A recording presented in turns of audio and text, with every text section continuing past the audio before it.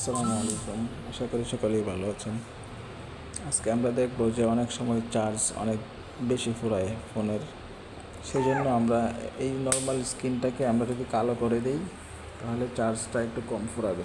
আর এর জন্য আমাদের করণীয় হচ্ছে আমরা প্রথমত সেটিং অপশনে যাব।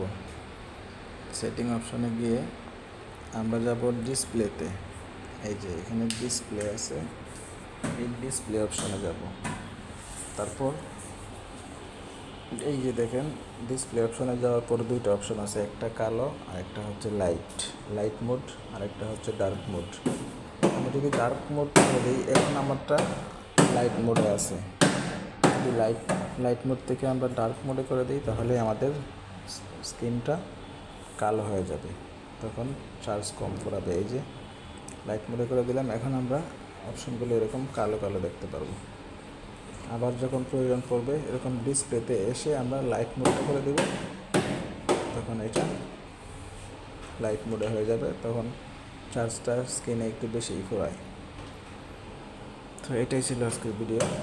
এখানে শুধু একটা অপশন, আবার কোনো জায়গায় এটা এইভাবে আছে, আবার সিরিয়ালি থাকতে পারে। এখানে লাইট মোড লেখা থাকবে, আবার নাইট মোড লেখা থাকবে, বা ডার্ক মোড লেখা থাকবে। তো ওইখানে এই সিরিয়ালি থাকলেও এটা শুধুমাত্র অন অফ করে দিলেই হয়ে যাবে।